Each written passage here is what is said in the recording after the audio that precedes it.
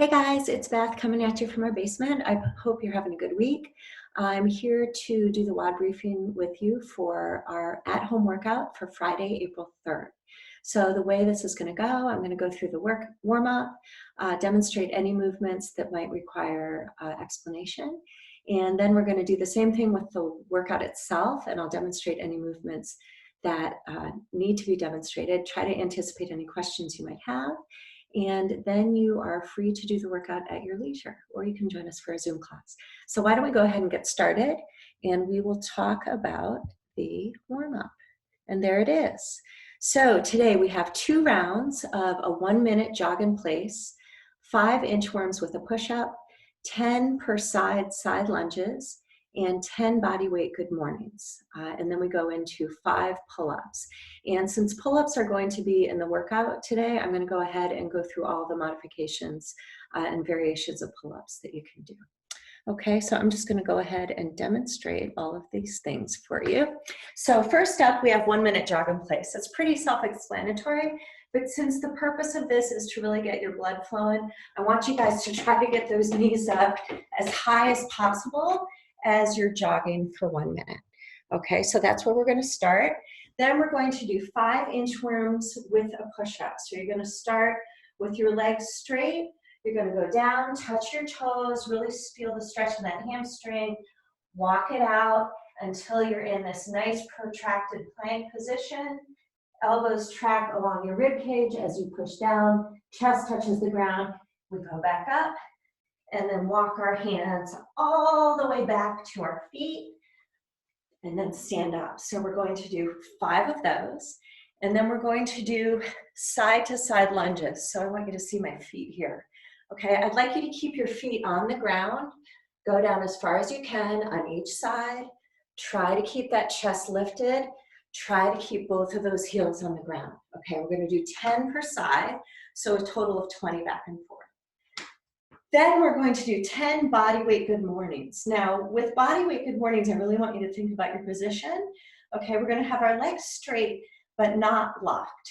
Okay, our shoulder blades are going to be pinched together.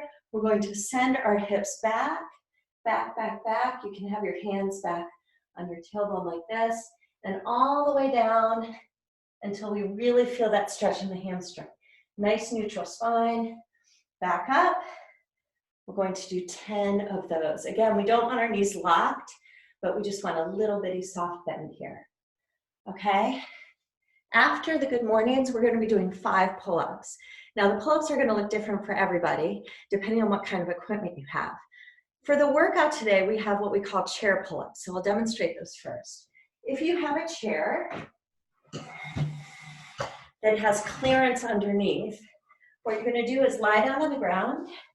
You're going to pull that chair so that it's directly above your chest. Hands are going to go inside of the chair. We're going to be in a nice, tight gymnastics position. So our heels are going to be squeezed together. Our butt cheeks are going to be squeezed. Abs are on. And we're going to pull our entire body to the bottom of that chair. Okay, just like it's one piece. Really going to feel this in your lats. It doesn't seem like you're pulling up very far, but they get tough really, really quickly.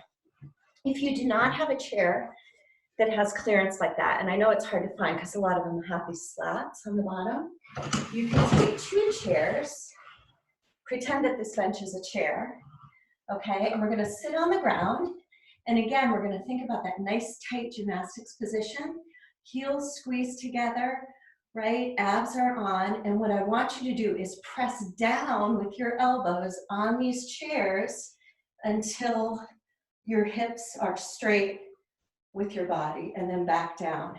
What I don't want you to do is to use your hips to thrust yourself up there, okay? If you really press down on these chairs with both elbows, you're really gonna feel these in your lats, and they get really tough after a while. If you do have something to pull up on, we actually have an I-beam up here, perfect to pull up on and good for rock climbing training. If you have a bar and a rack that you can safely do a strict pull-up from, again, thinking about that gymnastics position, right? Feet together, nice, tight, hollow position all the way up, and all the way down. Okay, you can certainly do those.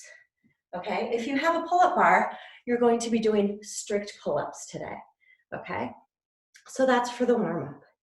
All right, normally I'd say any questions, but you're not here, so I can't say that. So let's talk about the workout itself.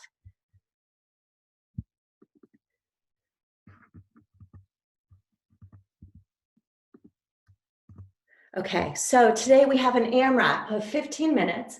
We have 9 chair or strict pull-ups. We just talked about those. Then we have 15 hand release push-ups and 20 dumbbell or kettlebell American kettlebell swings. Okay, gosh, I'm out of breath just from demonstrating the warm-up. That's tough stuff. All right, so we just went through the pull-ups. Let's go through the hand release push-ups. Okay, hand release push-ups, just like any other push-up. Okay, we're gonna have that nice protracted hollow position. Well, let me stop sharing actually so you can see this better. Okay, cool. All right, so we're gonna have this nice protracted position, squeezing our heels together, pushing through the ground. As we lower, our elbows are gonna track along our rib cage, and when we get to the ground, we're actually gonna lift our palms up, and then we're gonna push ourselves back up, just like our body is one piece, okay? If you do not have RX push-ups, I would like you to use either a wall, or you can use actually this chair if you put it up against a wall, right? So that you have that nice tight gymnastics position.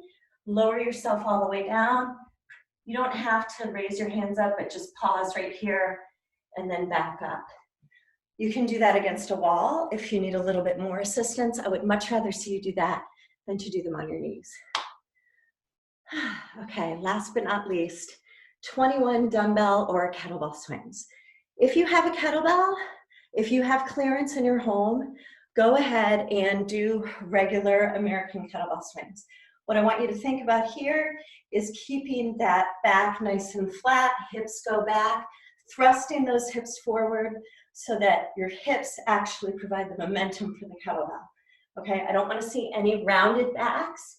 You don't need to go further. You don't need to do this.